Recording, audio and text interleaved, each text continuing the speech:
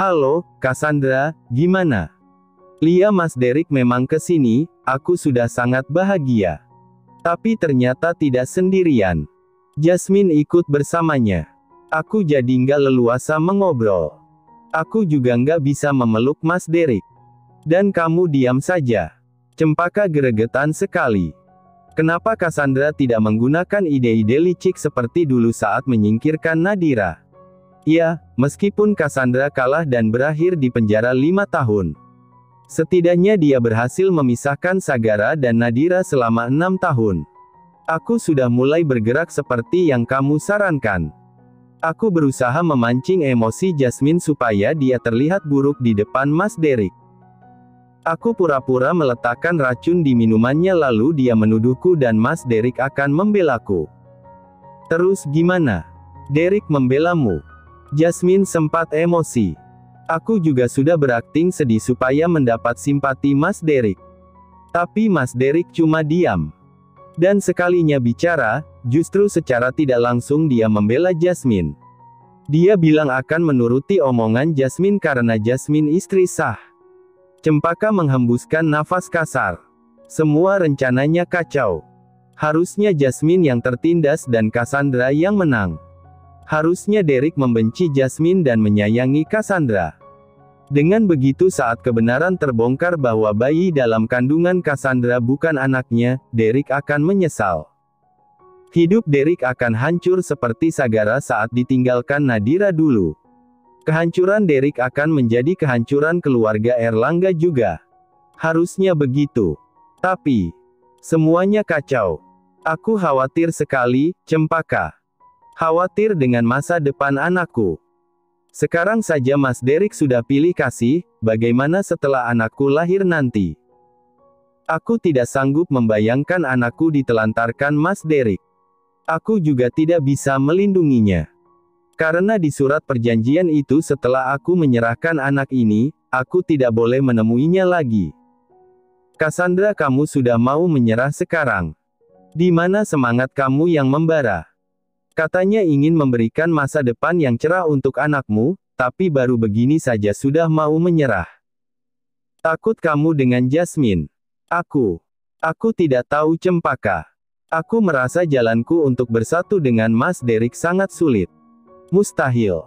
Tidak ada yang mustahil di dunia ini selama kamu mau berusaha. Pikirkan masa depan anakmu. Jika dia masuk menjadi anggota keluarga Erlangga, dia tidak akan kekurangan. Dan suatu hari nanti, saat anak kamu dewasa, dia bisa menuntut Derek menikahi kamu. Hening beberapa saat. Di sisi lain, Roger masuk ke dalam kamar. Pandangannya mengedarkan mencari sosok istrinya.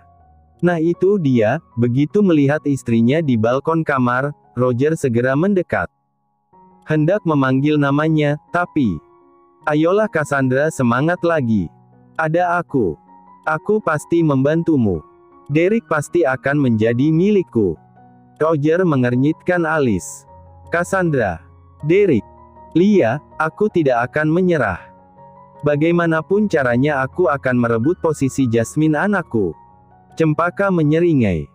Itulah alasan kenapa Cempaka tidak memberitahu Cassandra bahwa anak dalam kandungannya bukan anak kandung Derek. Masalahnya sekarang Cassandra sudah bertobat. Jika Cassandra tahu, Cassandra tidak akan mau menjadi orang ketiga di pernikahan Jasmine dan Derek. Cassandra akan mencari ayah kandung anak itu. Ya sudah, aku akhiri dulu, ucap Cempaka. Lia, terima kasih. Sama-sama. Cempaka mengakhiri panggilan. Menarik napas panjang, dia pun terbalik badan, namun... Dek. Jantung Cempaka seakan ingin copot saat melihat suaminya tepat berdiri di depannya. Mas Roger. Sejak kapan dia ada di sana? Apa dia mendengar pembicaraanku dengan Cassandra? Mas. Cempaka selangkah mendekat. Sejak kapan kamu ada di sini? Roger tersenyum, baru saja. Jawaban Roger membingungkan. Baru saja ini kapan? Apa saja yang sudah Roger dengar? Atau justru dia mendengar semuanya? Kamu mendengar obrolanku di telepon tadi? Lia, jawabnya masih dengan senyuman manisnya. Jantung Cempaka berdetak semakin kencang, semakin was-was dan khawatir. Kepalanya penuh dengan terka-terkaan. Mas, kamu menyebut nama Cassandra dan Derek. Nama itu familiar untukku, sayang. Aku tidak ingin bertanya apa-apa. Seperti yang sudah-sudah, aku tidak pernah bertanya apa-apa tentang masa lalu kamu dan dengan siapa kamu dekat. Aku percaya padamu. Tapi, untuk kali ini aku penasaran sekali. Kenapa menyebut nama mereka? Derek dan Cassandra. Roger pernah mendengar curhatan Sagara saat dia dan Hiro nongkrong. Saat itu Sagara curiga Derek dan Cassandra selingkuh di belakang Jasmine. Saat itu Roger tidak mau ambil pusing. Justru membuat candaan Derek belum bisa move on dari istri pertamanya. Namun, jika Cassandra dan Derek benar-benar selingkuh, apa Cempaka tahu soal itu? Sampai-sampai dia menyebut nama mereka bersamaan. Tapi, Cempaka tidak kenal mereka. Oh itu hahaha, Cempaka tertawa, itu temanku, Mas. Yang aku telepon tadi namanya Cassandra Lee, teman kampusku dulu. Terus ada masalah dengan suaminya yang bernama Derry.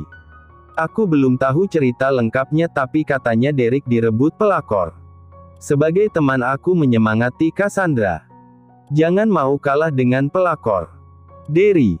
Bukannya tadi kamu menyebut nama Derek? Derek. Bukan, Mas. Aku menyebut nama Derry tadi. Oh ya, kalau nama Kak Derek itu kan namanya kakak iparnya Nadira. Kakaknya Sagara kan? Lia. Derek itu kakak kandung Sagara. Dan Cassandra itu mantan istri pertamanya. Oh ya. Wah kok bisa kebetulan gitu ya, namanya mirip dengan temanku. Tapi aku baru tahu kalau Kak Derek punya mantan istri yang bernama Cassandra. Setahuku Kak Derek memang sudah menikah beberapa kali. Tapi aku tidak tahu nama-nama mantan istrinya. Dan sebenarnya bukan urusanku juga, jadi aku merasa tidak perlu tahu nama mantan-mantan Kak Derek. Benar juga. Cempaka tidak ada urusan dengan mereka. Cempaka bertemu dengan Derek pun hanya sesekali saat Roger mengajaknya hadir di pesta atau acara keluarga Erlangga. Apalagi Cassandra. Jelas Cempaka tidak mengenalnya. Sebelum Roger bertemu Cempaka, Derek sudah bercerai dengan Cassandra. Astaga. Roger merutuk diri sendiri karena sempat berpikir Cempaka mengetahui sesuatu antara Derek dan Cassandra. Lia, sayang, nama teman-teman kamu kebetulan mirip dengan orang-orang yang aku kenal. Ah sudahlah, nggak usah dipikirin lagi. Lebih baik kita siap-siap ke rumah Nadira Sagara. Cempaka menarik nafas lega. Syukurlah Roger tidak curiga. Kenapa kita ke rumah mereka? Oh jangan, kalau Daisy merengek mau ketemu Samudra lagi. Bukan. Tadi Sagara menelponku. Katanya 3 hari lagi ulang tahun Samudra.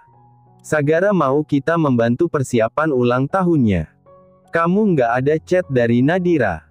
Mungkin dia mengajak kamu langsung. Oh aku belum lihat chat. Cempaka melihat pesan masuk di WA. Ternyata benar ada chat dari Nadira. Nadira memintaku datang ke sana juga, Mas. Kan apa aku bilang? Kalian lumayan dekat. Nadira pasti sudah menganggap kamu teman dekatnya. Lia, Mas. Roger mengangguk dan mengusap pipi istrinya. Ya udah kamu siap-siap Gih, aku tunggu di luar. Lia, Mas. Setelah pintu tertutup, Cempaka kembali berdiri menghadap balkon. Pesta ulang tahun. Karena sibuk mengurusi Cassandra dan Derek, Cempaka sampai lupa mengawasi Sagara dan Nadira. Untung saja aku menikah dengan Roger. Aku bisa mendapatkan informasi valid tanpa perlu mencari sendiri. Cempaka tersenyum miring. Sekarang semua keluarga dekat sudah berkumpul di rumah Sagara dan Nadira. Mereka ikut berdiskusi, memberikan masukan dan saran untuk tema ulang tahun Samudra. Di sana ada Marshanda dan Handaru, kedua orang tua Nadira. Ada Hiro dan Sonia yang baru pulang dari bulan madu. Ada Natasha dan Prayoga. Ada Derek dan Jasmine. Ada juga Roger, Cempaka dan putri kecil mereka Daisy. Tak lupa, yang akan selalu ada di setiap acara, yaitu Bu Emma. Di sore hari yang cerah ini mereka berkumpul di taman samping rumah. Ditemani camilan dan minuman segar, mereka mengobrol dan tertawa. Aku mau tema bajak laut, Dedi, usul Samudra. Sagara tertawa, dia sudah menduga itu. Kamu nggak bosan dengan hal-hal yang berbau bajak laut? Nggak bosan Dedi. Aku mau jadi pelaut seperti Dedi yang melawan bajak laut. Roger dan Hiro tergelak. Dalam hati mereka mensyukuri Sagara karena mengarang cerita sampai diingat terus Samudra. Sini sama Uncle, Hiro menarik Samudra yang berdiri di dekat Sagara dan mendudukkan di pangkuannya. Kamu nggak kangen sama Uncle? Kita kan berpisah lama, Hiro memeluk Samudra dari belakang dan mengecup pipinya. Nggak angen, biasa aja. Masa? Di sisi lain, di salah satu kursi, ibu-ibu muda berkumpul. Ada Nadira, Jasmine, Cempaka dan Sonia. Jasmine, Cempaka menyapa Jasmine dan memeluknya. Selamat ya atas kehamilan kamu. Aku senang sekali mendengarnya. Iya, terima kasih. Semua pasang mata tertuju pada Sonia. Sonia, Nadira mendekat dan melingkarkan tangan di lengan Sonia. Maaf ya, bukan gimana-gimana. Kita nggak bermaksud kepo atau nyinyir. Sebagai perkumpulan ibu-ibu muda kita mau kasih kamu support. Kita ingin tahu kamu sudah hamil atau belum, ucap Nadira dengan hati-hati. Biasanya pengantin baru yang baru menikah cenderung sensitif ditanya kapan hamil. Jadi, Nadira menjaga kalimatnya agar Sonia tidak tersinggung. Belum, doain ya, ucap Sonia. Kita pasti selalu mendoakan kamu. Semangat ya, sayang, Nadira memeluk Sonia. Sonia tersenyum dan membalas pelukan Nadira. Soal kehamilan, Hiro tidak memaksa. Entah diberikan anak tahun ini, tahun depan atau beberapa tahun lagi, Hiro tidak masalah. Yang penting Sonia selalu ada di sisinya. Marshanda dan Handaru juga tidak pernah bertanya kapan hamil. Jadi, Sonia sama sekali tidak merasa tertekan. Tapi, Sonia tahu Hiro ingin sekali punya anak. Apalagi umur Hiro sudah 36 tahun. Jadi, Sonia akan langsung program anak, tidak menunda-nunda. Semoga saja mereka segera diberikan momongan agar Hiro bisa menggendong anaknya sendiri. Aku pejuang garis 2 yang nggak pernah lelah berdoa dan berusaha. Aku yakin kamu dan Kak Hiro juga pasti akan segera mendapat momongan, Jasmine sambil mengusap rambut Sonia. Lia terima kasih doanya, ucap Sonia. Cempaka hanya diam memperhatikan mereka sedang mengobrol soal kehamilan. Kadang saat sedang dekat seperti ini, sesaat Cempaka lupa dengan dendamnya. Bersama mereka semua, Cempaka merasa bahagia. Disayangi, dicintai dan diterima dengan sepenuh hati. Suatu saat nanti, saat dendamnya tercapai, saat keluarga Erlangga hancur, apa Cempaka akan bahagia? Atau justru akan hancur? Roger dan Daisy. Cempaka menatap suami dan anaknya yang sedang tertawa. Apa aku akan kehilangan mereka? Cempaka mengerjapkan mata. Aku ke toilet sebentar ya, ucap Cempaka yang dibalas anggukan kepala Nadira, Jasmine dan Sonia. Mau aku temani? Tanya Nadira. Nggak perlu. Aku beberapa kali sudah pernah ke sini, rumah kamu dan Sagara. Jadi aku sudah tahu letak toiletnya. Kamu ngobrol lagi sama mereka. Aku nggak akan lama kok. Oke. Cempaka tersenyum sekilas pada Nadira dan masuk ke dalam rumah. Pikirannya masih seputar berhenti dari dendam, yang tiba-tiba saja terlintas dalam kepalanya. Tidak. Cempaka tidak bisa berhenti. Dia sudah berjuang sejauh ini. Keringat, air mata dan darah yang dia keluarkan untuk merangkak sampai ke posisi ini, Cempaka tidak ingin menyia-nyiakan. Bahagia. Bahagia yang sempat Cempaka harapkan tadi hanya semu. Cempaka tidak akan bahagia bersama mereka, orang-orang jahat yang merenggut kebahagiaannya. Kebahagiaan itu akan dia temukan setelah berhasil menghancurkan mereka. Meskipun harus kehilangan Roger dan Daisy, Cempaka sudah siap menerima konsekuensinya. Bahkan jika nyawanya sebagai taruhan. Aku tidak boleh lengah. Aku tidak boleh berhenti. Dendam ini aku harus menuntaskannya. Baru aku boleh bahagia. Ah, bahagia. Cempaka tertawa sambil menatap pantulan wajahnya di wastafel kamar mandi. Sejak kecil aku sangat menderita. Aku harap setelah dendamku terbatas, kematian datang menjemputku. Setelah mencuci muka dan menarik nafas dalam-dalam, Cempaka keluar dari kamar mandi. Tiba-tiba tenggorokannya terasa haus. Dia pun melangkah menuju ke dapur. Namun, ada Natasha, menghentikan langkah Cempaka. "Oh nak Cempaka," Natasha menyadari kehadiran Cempaka dan mengulas senyum. Buru-buru Cempaka mengubah ekspresi datarnya menjadi ceria. Tante lagi buat apa?" "Ini tante lagi buatin susu untuk Samudra dan Daisy." "Wah, untuk Daisy juga. Terima kasih ya tante. Tante perhatian sekali dengan putri saya." "Iya, sama-sama. Tante menyayangi Daisy seperti tante menyayangi Samudra." "Oh ya, kamu ke dapur mau ambil apa?" "Mau ambil air dingin aja, tante. Lagi haus." "Oh, air dingin. Ambil saja di kulkas. Kalau mau makan sesuatu langsung ambil saja ya, nggak usah tanya lagi." "Lihat tante, terima kasih." Cempaka membuka pintu kulkas namun pandangan kedua matanya tertuju pada punggung Natasha. "Bunuh dia. Pukul dia. Cekik dia. Ambil pisau dan tusuk punggungnya." Bisikan-bisikan itu tiba-tiba datang menyelubungi hati dan pikiran Cempaka. Bisikan menyuruhnya untuk menyakiti Natasha. "Aku ingin perempuan ini mati," batinnya dengan kemarahan begitu besar sampai harus mengepalkan tangan untuk menekan amarahnya. "Mati. Aku ingin dia mati. Dia harus merasakan penderitaanku dan ibuku. Bertahun-tahun dia hidup bahagia bersama anak, suami dan cucunya. Sedangkan aku terpisah dengan ibu kandungku. Semua ini tidak adil. Akan adil jika perempuan ini menderita. Mati. Aku ingin dia mati." Bisikan-bisikan itu mulai menekan, menuntut dan mengarahkannya untuk mengambil pisau dapur. Dan kini di tangan Cempaka ada sebelah pisau dapur. "Bunuh dia Cempaka. Dia telah menghancurkanmu dan hidupmu.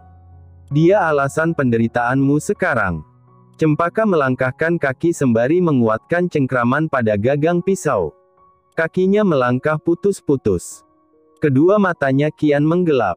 Rahangnya mengetat dan urat lehernya mencuat. Seolah baru saja dirasuki oleh iblis keji. "Aku tidak tahan lagi. Dia harus mati di sini. Sekarang juga." Cempaka semakin dekat dan hendak menusukkan pisau itu di punggung Natasha namun. "Nyonya."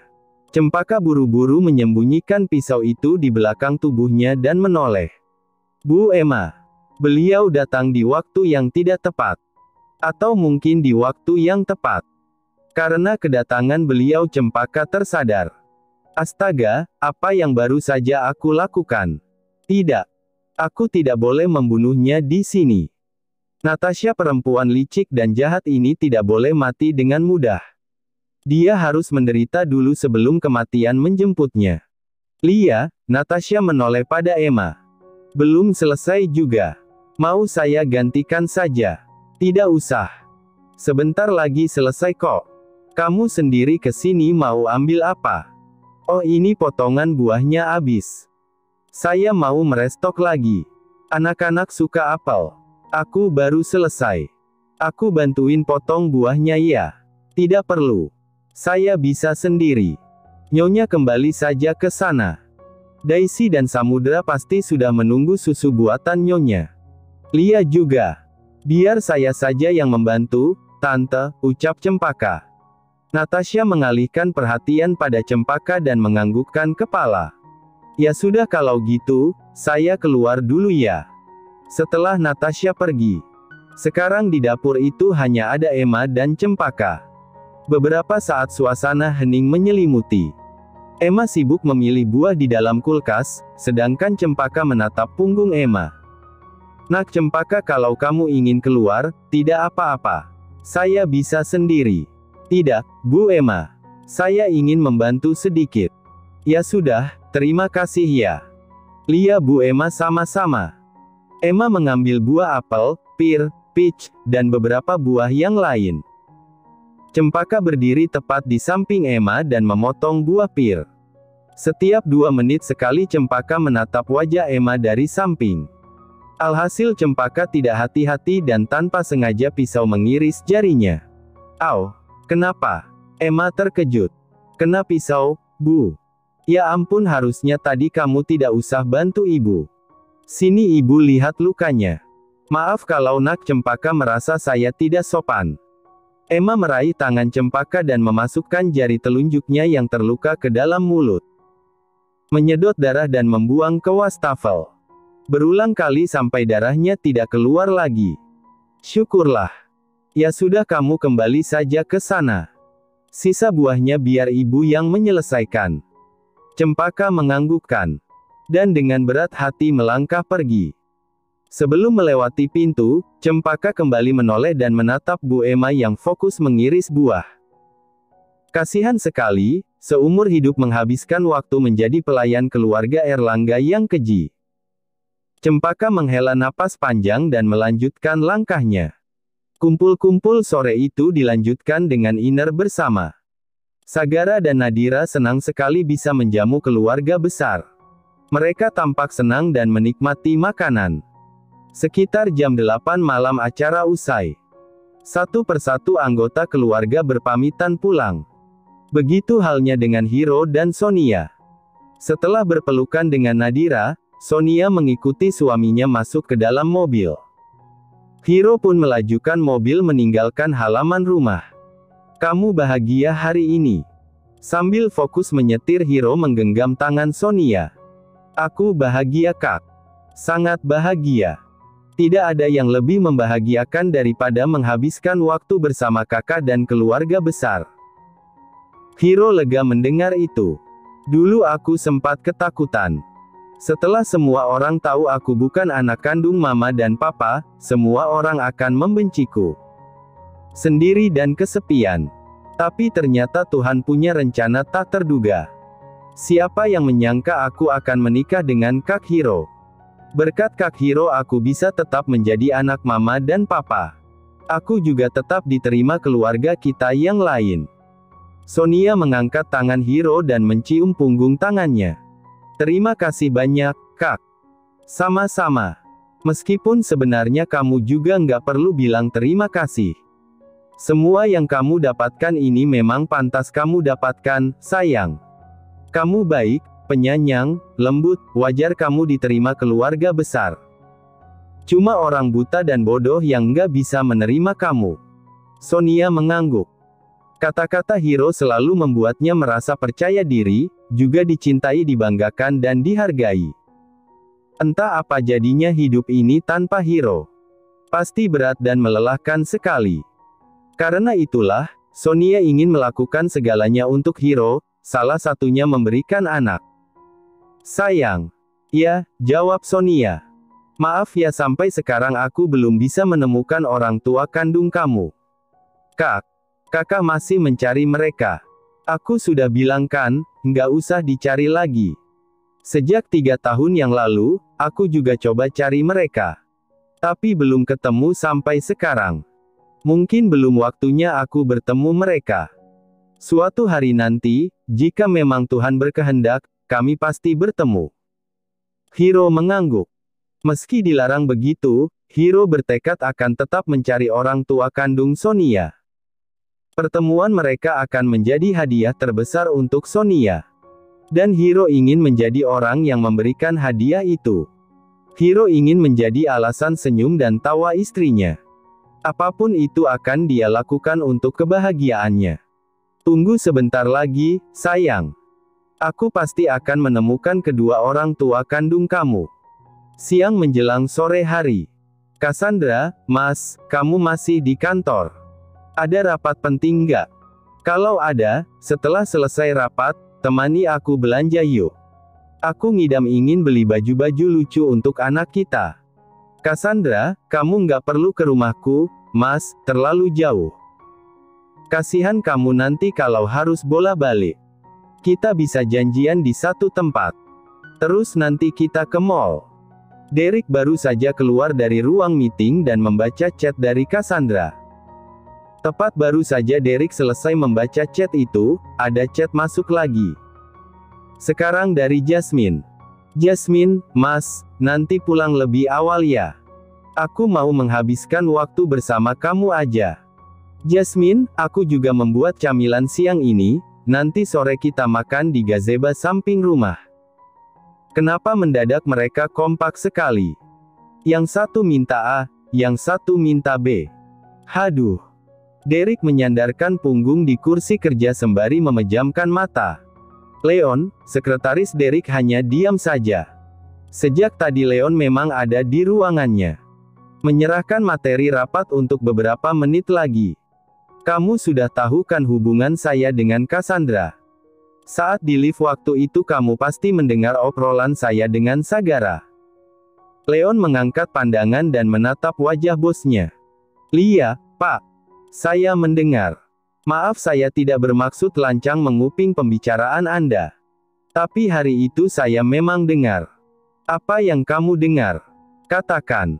Sebanyak apa yang kamu tahu, ucap Derek masih dengan posisi bersandar dan memejamkan mata.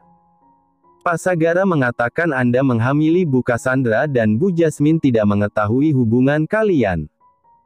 Saya perjelas saja. Saya memang menghamili Cassandra. Tapi bukan keinginan saya. Kami sama-sama mabuk di acara pesta perusahaan. Kalau tidak salah kamu juga ada di pesta itu. Derek menegakkan badan dan menatap Leon. Sekarang istri saya sudah tahu. Dan istri saya juga sedang hamil. Mereka mendadak kompak sering ngidam di waktu yang sama. Saya kewalahan.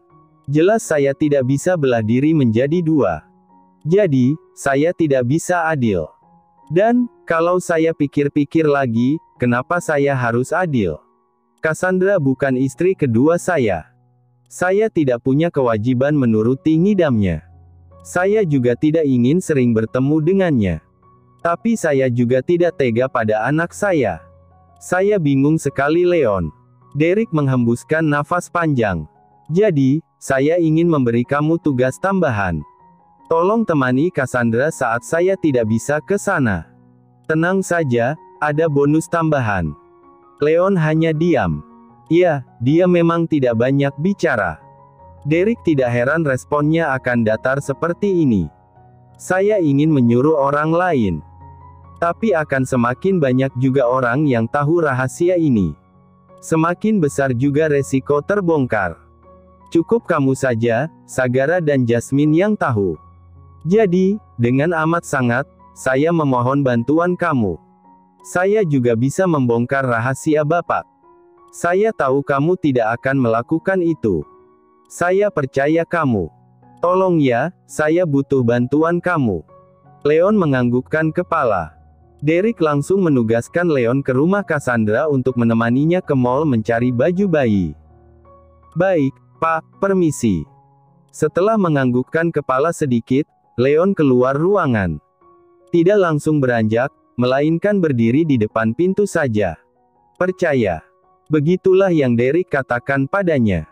Dan beliau baru saja membuat kesalahan besar karena mempercayai Leon.